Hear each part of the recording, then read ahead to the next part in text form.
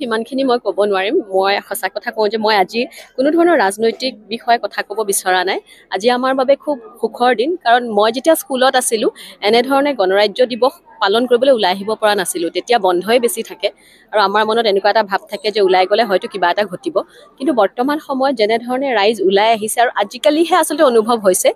যে 15 আগষ্ট বা 26 জানুৱাৰী যে সঁচাকৈ আমি ইমান মুকলিমূৰীয়াকৈ আমি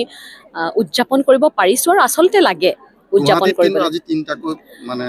গুৱাহাটীৰ বিষয়ে অৱশ্যে মই এতিয়ালৈকে গম পোৱা নাই কাৰণ ইয়াতে মই এতিয়া আছোঁ বোমা নাজানো ফুটি মই একেবাৰে সঁচা কথা কৈছোঁ নাজানো গতিকে নজনা বিষয়টো ক'লে মোৰ ভুল হ'ব কাৰণ মইতো চাওক দে এই বিষয়ে মই বৰ বেছি হেৰিলে নাযাওঁ যে তেওঁলোকে কোনে বা কি কৰিছে বহু সময়ত আকৌ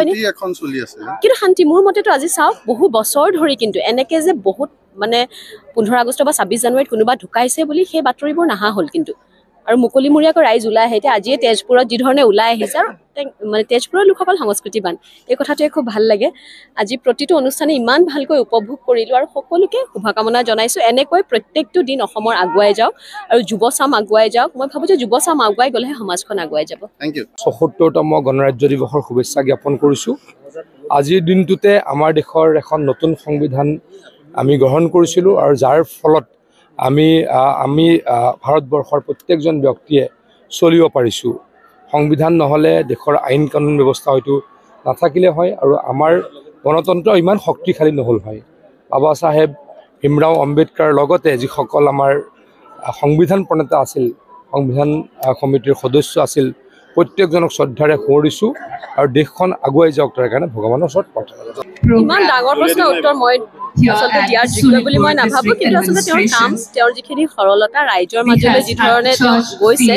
এজন আগতে আমাৰ মুখ্যমন্ত্ৰী ডাঙৰীয়া বুলি ক'লে অকণমান এনেকুৱা লাগে যেন তেওঁক হয়তো সহজতে ঢুকি পোৱা নাযাব মই ভাবোঁ যে বৰ্তমান সময়ত তেখেতক ইমান সহজে ৰাইজে লগ পায়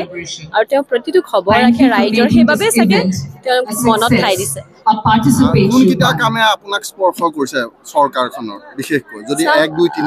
চৰকাৰ বুলি মই এনেকৈ ক'ব নাযাওঁ কিন্তু মহিলা সবলীকৰণৰ ওপৰত খুব ভাল কাম কৰি আছে তেওঁলোকে আৰু সকলো ফালে এতিয়া নিবনুৱাসকলক যি ধৰণে চাকৰি দিছে আগতে এনেকুৱা হৈছিলে যে মই যিহেতু জাগিৰোডৰ লগত বেছিকৈ জড়িত তাৰ প্ৰত্যেক ঘৰ মানুহৰ লগতে খুব ঘৰুৱা সম্পৰ্ক আগতে এনেকুৱা আছিলে যে APSC জাগিৰোডত যিসকলে পাইছিলে ধনী মানুহৰ ল'ৰা ছোৱালীয়ে পোৱা চাকৰি বুলি কোৱা হয় এইবাৰ মোৰ নিজৰ ভাল লাগিছে সাধাৰণভাৱে কাম কৰি খোৱা মানুহ দুজন মানুহৰ ঘৰত পৰিয়ালৰ দেউতাকো নাই মাকে যেনে তেনে চলাই আছে ঘৰখন তেওঁলোকৰ ল'ৰা ছোৱালীয়ে যেতিয়া চাকৰি পাইছে তাকো মানে APSC ক্লিয়াৰ কৰিছে খুব ভাল লাগিছে তেওঁলোকে পইচা দিয়া আচলতে সামৰ্থ্যই নাই কাৰণ দুবেলা দুসাঁজ খাবলৈকে নাই ঘৰত গতিকে তেওঁলোকৰ ল'ৰা ছোৱালীয়ে যেতিয়া চাকৰি পাই পেলাই আহি ঘৰত মানে মাত এষাৰ লগাবলৈ আহে সেইটো মই ভাবিছোঁ যে আটাইতকৈ ডাঙৰ আশীৰ্বাদ সেইবাবেই চাগে আগুৱাই গৈছে যিকোনো খবৰৰ বাবে যোগাযোগ কৰক 7099017330 লগতে 7099017110 নম্বৰত